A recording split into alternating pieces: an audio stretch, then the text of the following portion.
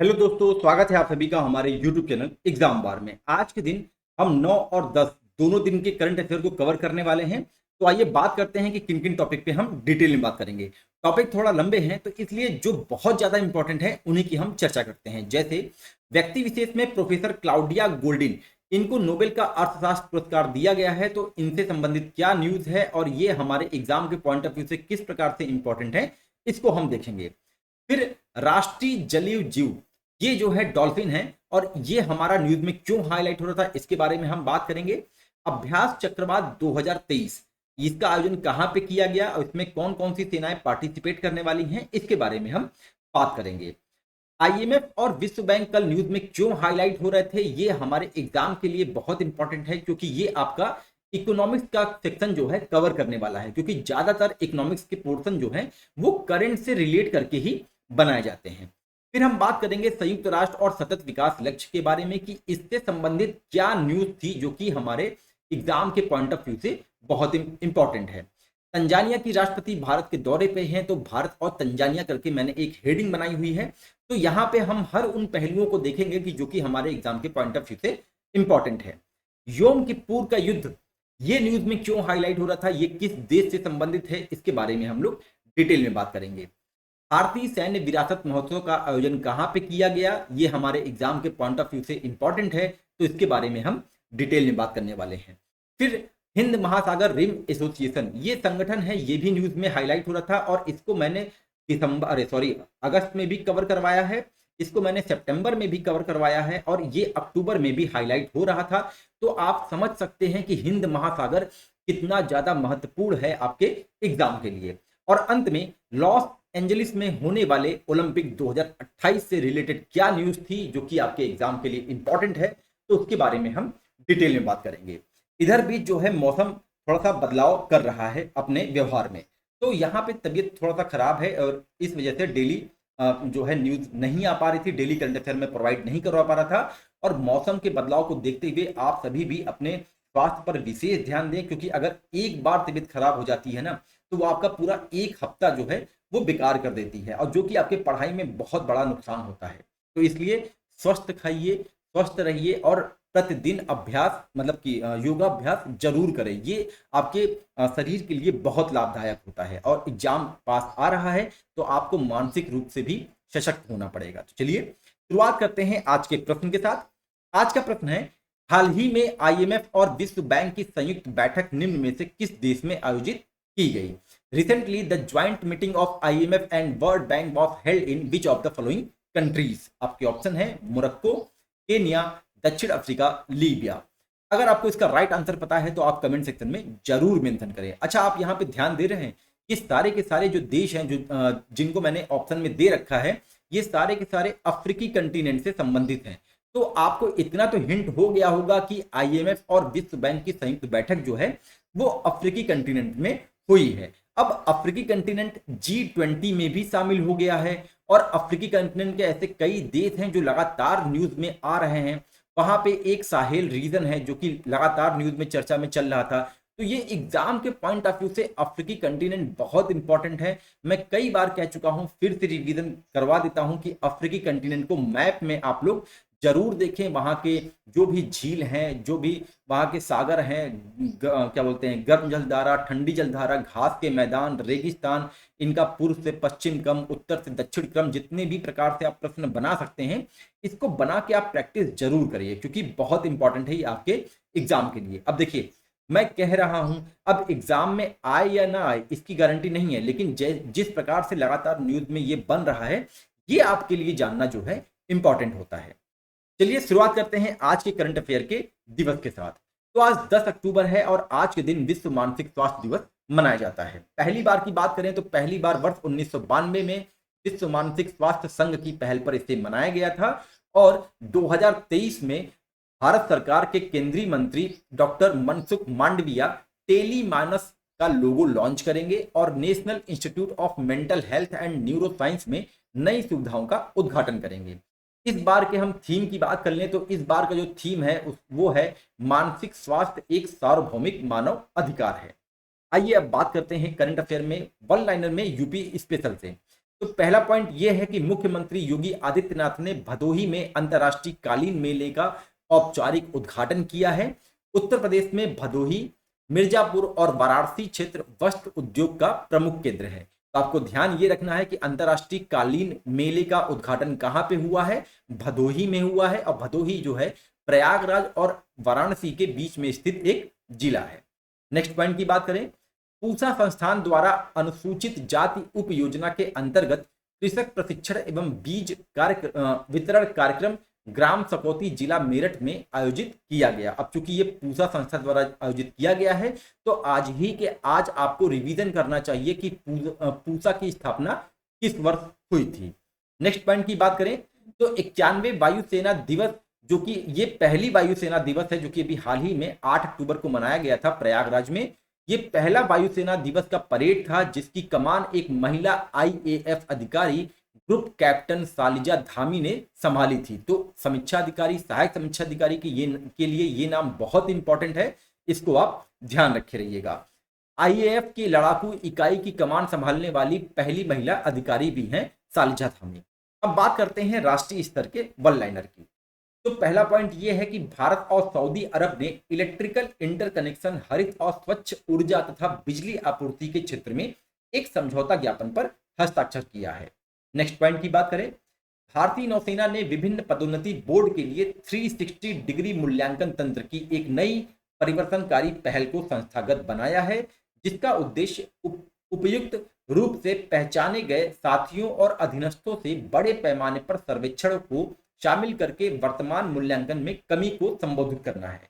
तो आपको ध्यान ये रखना है इस पॉइंट में कि 360 डिग्री मूल्यांकन तंत्र की स्थापना किस सेना द्वारा किया गया, नौसेना द्वारा किया गया, इसको आप ध्यान रखे रहिएगा। आगे बात करते हैं, एनजीटी की दक्षिणी पीठ ने मत्स्य पालन विभाग और तमिलनाडु राज्य वेटलैंड प्राधिकरण को एन्नोर पुलिकिट वेटलैंड से आक्रामक मसल्स प्रजातियों को हटाने पर एक विस्तृत रिपोर्ट दाखिला करने को कहा है। देखिए ये सिंपल सी न्यूज है, मतलब कि ये न्यूज कहीं पड़ी होती है, लेकिन ये सब न्यूज इंपॉर्टेंट होते हैं आपके एग्जाम के लिए। अब यहाँ पर आपको करना क्या है, आपको पता है कि एनजीटी से रिलेटेड न्यूज है तो आप लगे हाथ एनजीटी की स्थापना वर्ष, इसका मुख्यालय, इन सबको रिवीजन कर लीजिए और यही एक तरीका होता है करंट अफेयर पढ़ने का। अब आगे बात करते हैं नेक्स्ट पॉइंट पे, भारतीय कृषि अनुसंधान परिषद द्वारा अनुसंधान से प्रभाव तक न्याय संगत और अनुकूल कृषि खाद्य प्रणालियों की दिशा में बढ़ते कदम विषय पर आयोजित 4 दिवसीय अंतर्राष्ट्रीय सम्मेलन का उद्घाटन नई दिल्ली में राष्ट्रपति द्रौपदी मुर्मू ने किया। नेक्स्ट पॉइंट की बात करें, कृषि आउटपुट में भारत विश्व का दूसरा सबसे बड़ा देश है। जीडीपी में कृषि क्षेत्र का योगदान 14% है, इसको आप ध्यान रखे रहिएगा। इस क्षेत्र में आधी से अधिक आबादी को रोजगार मिलता है। 84% भारतीय महिलाएं आजीविका के लिए कृषि व संबद्ध क्षेत्रों पर निर्भर रहती हैं। ये इसी सब सम्मेलन में ये डेटा बताए गए थे। संस्कृति मंत्रालय ने विशेष स्वच्छता अभियान 3.0 के अंतर्गत साफ सफाई के लिए देश भर में 449 स्थलों की पहचान की है। नेक्स्ट पॉइंट की बात करें, उत्तराखंड सरकार ने वर्ष 2023-24 की अपनी आबकारी नीति में घरेलू मिनी बार बनाए रखने के लिए व्यक्तियों को लाइसेंस जारी करने का एक नया प्रावधान जारी किया है। तो घरेलू मिनी बार जैसे गोवा में है, वैसे अब घरेलू मिनी बार जो है आपके उत्तराखंड सरकार ने भी इससे संबंधित लाइसेंस जारी कर दिया गया है, लेकिन उसके कुछ रूल और प्रोटोकॉल भी बताए गए हैं। तो आपको ध्यान ये रखना है कि घरेलू मिनी बार का लाइसेंस कौन सा राज्य जारी किया है, हाल ही में उत्तराखंड ने जारी किया है, इसको आप ध्यान रखे रहिएगा। नेक्स्ट पॉइंट की बात करें, भारत सरकार के सहयोग से प्रथम राष्ट्रीय बार एवं बेंच बैडमिंटन चैंपियनशिप का त्यागराज स्टेडियम में आयोजन हुआ है। खेलो इंडिया फिट इंडिया अभियान के अंतर्गत आयोजित हुए इस कार्यक्रम में supreme court, Delhi high court सहित देश के विभिन्न न्यायालयों से जुड़े अधिवक्ताओं ने प्रतिभाग किया। अब आगे बात करते हैं हम डिटेल में और शुरुआत करते हैं नोबेल पुरस्कार प्राप्तकर्ता प्रोफेसर क्लाउडिया गोल्डिन के बारे में। तो प्रोफेसर क्लाउडिया गोल्डिन को वर्ष 2023 का अर्थशास्त्र का पुरस्कार दिया गया है, अर्थशास्त्र का नोबेल पुरस्कार दिया गया है। आर्थिक विज्ञान में नोबेल मेमोरियल पुरस्कार को क्वेरिजेस स्विस रिस्क बैंक पुरस्कार के रूप में जाना जाता है। क्लाउडिया गोल्डिन को यह पुरस्कार महिलाओं के श्रम बाजार के परिणामों के बारे में हमारी समझ को उन्नत करने के लिए दिया गया है, इसको भी आप ध्यान रखे रहिएगा। अब तक सिर्फ 2 महिलाओं एलिनोर ओस्ट्रोम और एस्थर डफलो को आर्थिक विज्ञान में असाधारण योगदान के लिए नोबेल पुरस्कार से सम्मानित किया गया है। गोल्डिन यह सम्मान पाने वाली तीसरी महिला होंगी। अब देखिए, आपको नाम याद करने में अगर जो है प्रॉब्लम आ रहा है तो गोल्डी मसाले आता है, तो गोल्डी मसाले से आप जो है अर्थशास्त्र का नोबेल पुरस्कार रिलेट कर सकते हैं, तो इससे थोड़ा आसान हो जाएगा। तो इनका नाम है क्लाउडिया गोल्डिन। अब आगे बात करते हैं डॉल्फिन के बारे में कि ये हमारा राष्ट्रीय जलीय जीव न्यूज में क्यों चल रहा था। तो न्यूज ये है कि वैज्ञानिकों और शोधकर्ताओं के एक हालिया प्रकाशन से पता चला है कि वर्ष 2013 और 2020 के मध्य उत्तर प्रदेश में गंगा घाघरा बेसिन की सिंचाई नहरों से 19 गंगा नदी डॉल्फिन को बचाया गया है। उत्तर प्रदेश के नरौरा और बिहार के पटना साहिब भागलपुर से सुल्तानगंज के बीच थोड़े से क्षेत्र में गंगा डॉल्फिन बची हैं। बिहार व उत्तर प्रदेश में इसे सोंस, जबकि आसामी भाषा में शिहू के नाम से जाना जाता है। तो इंपॉर्टेंट लाइन है, इसको आप ध्यान रखे रहिएगा। गंगा नदी डॉल्फिन भारतीय वन्य जीव अधिनियम 1972 की अनुसूची 1 लुप्त प्राय प्रजातियों में साइट्स के परिशिष्ट वन और प्रवासी प्रजातियों के कन्वेंशन के परिशिष्ट वन में शामिल है। डॉल्फिन गंगा ब्रह्मपुत्र मेघना डेल्टा में पाए जाते हैं। इस विशाल क्षेत्र और नहर प्रणाली की निगरानी करना एक बड़ी समस्या है देश के लिए। अब आगे बात करते हैं अभ्यास चक्रवात से संबंधित क्या न्यूज थी। तो न्यूज ये है कि भारत की नौसेना और वायुसेना ने सोमवार से हिंद महासागर क्षेत्र के 8 देशों के साथ गोवा में वार्षिक मानवीय सहायता और आपदा राहत अभ्यास चक्रवात को शुरू किया। तो जो ये चक्रवात है ना, ये जो है मानवीय सहायता और आपदा राहत से संबंधित है, इसको भी आप ध्यान रखे रहिएगा। वार्षिक संयुक्त एचडीआर अभ्यास संयुक्त कमांडरों के सम्मेलन 2015 के दौरान घोषित मानवीय प्रधानमंत्री के निर्देश का परिणाम है। भारतीय नौसेना और भारतीय वायुसेना ने यह संयुक्त अभ्यास वर्ष 2016 में शुरू किया था।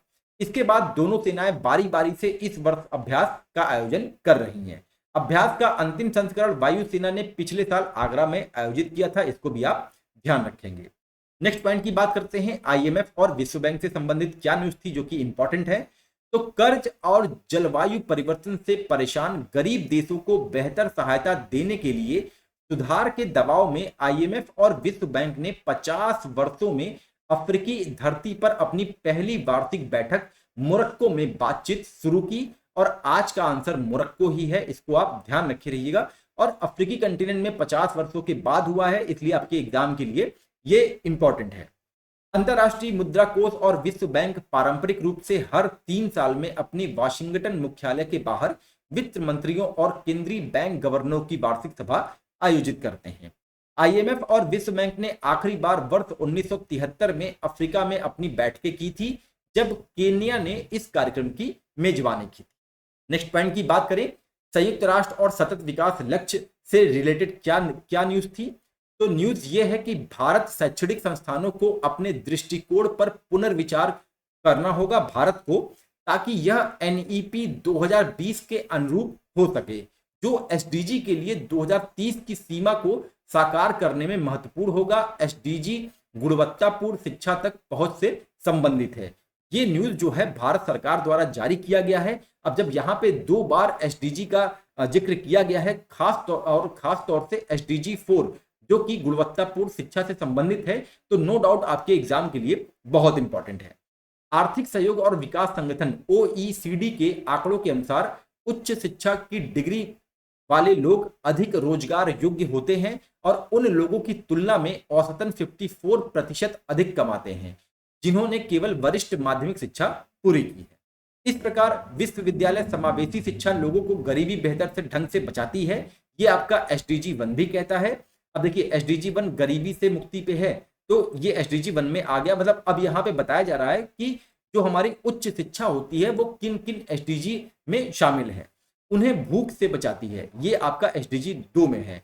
उन्हें अच्छे स्वास्थ्य और कल्याण के लिए समर्थन देती है, एसडीजी 3 भी काम करता है। उच्च शिक्षा लैंगिक समानता को बढ़ावा देती है, एसडीजी 5 हमारा इस बारे में बताता है।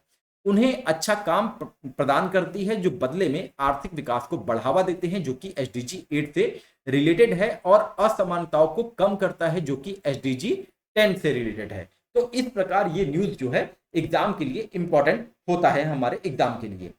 एनईपी 2020 की मांग है कि भारतीय उच्च शिक्षा अपने दैनिक कार्यों को एसडीजी के साथ मैप करने के लिए प्रतिबद्ध हो। तो आज आप हाल ही के हाल जो है एसडीजी जितने भी ये 17 गोल्स हैं उनका आप रिवीजन कर लीजिएगा। तो ये सारे 17 गोल्स यहाँ पे लिखे हुए हैं, लेकिन इन सबको आप भाई आपको पता भी है और साथ ही बताने में ना थोड़ा सा टाइम जाएगा, इसलिए हम चाहते हैं जल्दी से जल्दी करंट अफेयर हमारा यहाँ पे कवर हो। लेकिन आपको आज ही के आज 17 के 17 एसडीजी गोल जरूर देखने हैं, तो जरूर देखने हैं। अब आगे बात करते हैं भारत और तंजानिया के बारे में, क्योंकि तंजानिया की राष्ट्रपति भारत के दौरे पर है। अफ्रीकी संघ के G20 में स्थायी सदस्य के रूप में शामिल होने के बाद यह पहली बार है कि भारत को किसी अफ्रीकी राष्ट्राध्यक्ष का स्वागत करने का अवसर मिला है। भारत तंजानिया ने संबंधों को रणनीतिक साझेदारी तक बढ़ाया और रक्षा सहयोग के लिए 5 वर्षीय रोड मैप पर सहमति दर्ज की है। अब यहाँ पे हम बात करेंगे कि प्रधानमंत्री ने अपना वक्तव्य किस रूप में दिया है और उसमें कौन कौन से इंपॉर्टेंट पॉइंट निकल के आ रहे हैं जब तंजानिया की राष्ट्रपति भारत दौरे पे थी। तो उन्होंने कहा कि दोनों पक्ष लोकल करेंसीज में व्यापार बढ़ाने के लिए एग्रीमेंट पर काम कर रहे हैं। आईआईटी मद्रास द्वारा जंजीबार में कैंपस खोलने का निर्णय हमारे संबंधों को महत्वपूर्ण माइलस्टोन है। तो आईआईटी मद्रास का कैंपस कहां पे खुलेगा? जंजीबार में खुलेगा, इसको आप ध्यान रखे रहिएगा। रक्षा के क्षेत्र में 5 ईयर रोड मैप पर सहमति बनाई गई है। तंजानिया ने भारत द्वारा G20 समिट में लॉन्च की गई ग्लोबल बायोफ्यूल अलायंस से जुड़ने का निर्णय लिया है। तंजानिया द्वारा लिए गए इंटरनेशनल बिग कैट अलायंस से जुड़ने के निर्णय से हम बिग कैट्स के संरक्षण के लिए वैश्विक प्रयासों को सशक्त करेंगे। ये सब प्रधानमंत्री के वक्तव्य हैं और इसीलिए मैं कहता हूं ना, जब भी कोई राष्ट्रीय स्तर का ऐसा नेता कोई वक्तव्य जारी करता है तो आपके एग्जाम के लिए इंपॉर्टेंट होता है। देखिए, अब आपको बिग कैट अलायंस की स्थापना कब हुई, इसमें कौन कौन से देश ने सहमति कर दी है, इसको आपको तुरंत ही रिवीजन करना चाहिए। अब आगे बात करते हैं और उन्होंने क्या कहा? उन्होंने कहा कि हिंद महासागर से जुड़े हुए देशों के रूप में हमने maritime security, piracy, drug trafficking जैसी चुनौतियों का सामना करने के लिए आपसी समन्वय बढ़ाने पर बल दिया है। हमारे संबंधों को महत्वपूर्ण कड़ी हमारे मजबूत और सदियों पुराने पीपल टू पीपल टाइज है। गुजरात के मांडवी पोर्ट और जंजीबार के बीच 2000 साल पहले व्यापार किया जाता था और भारत की सीधी ट्राइब का ओरिजिन ईस्ट अफ्रीका के जॉर्ज कोस्ट पर हुआ है। अब देखिए, इन्होंने ट्राइब्स की भी बात कर ली, तो आपको ये पता करना चाहिए कि सीधी ट्राइब्स का संबंध किस किस राज्य से है। अगर आपको ये पता हो पहले से तो आप उसको कमेंट सेक्शन में जरूर बताएं, नहीं तो आप क्या करें कि सीधी ट्राइब को आप गूगल पे सर्च करें और आप विश्वास करिए कि आप सीधी ट्राइब आने वाले समय में बहुत देर तक याद रखेंगे। अब आगे बात करते हैं तंजानिया के बारे में, क्योंकि ये न्यूज में जब आ ही गया है तो इसका हम भौगोलिक स्थिति देख लेते हैं। तंजानिया का गठन 1964 में तंगानिका और जंजीबार के अलग अलग राज्यों के संघ के माध्यम से एक संप्रभु राज्य के रूप में किया गया था। यह पूर्वी अफ्रीका में भूमध्य रेखा के ठीक दक्षिण में स्थित है।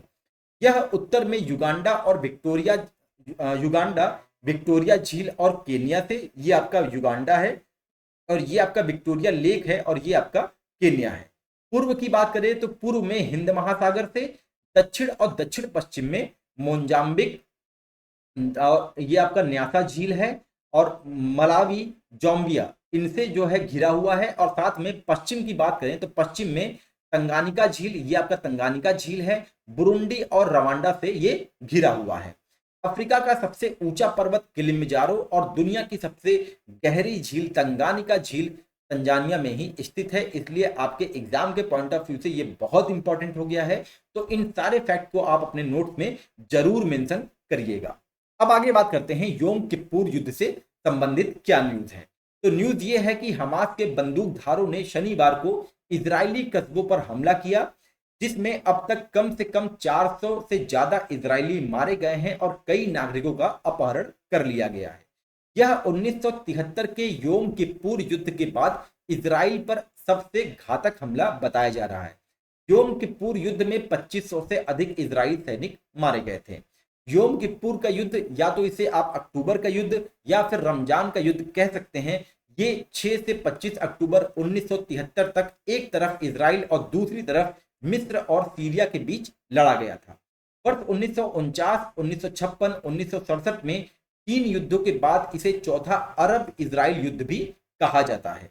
वर्ष 1978 के कैंप डेविड समझौते के तहत इजराइल ने सिनाई प्रायद्वीप मिस्र को लौटा दिया था और वर्ष 1989 में मिस्र इजराइल शांति संधि किसी अरब देश द्वारा इजराइल को एक राज्य के रूप में मान्यता देने का पहला उदाहरण था। तो योम किप्पुर युद्ध का संबंध किससे है? आपको ध्यान देना होगा, अरब और इजराइल से है, इसको आप ध्यान रखिए।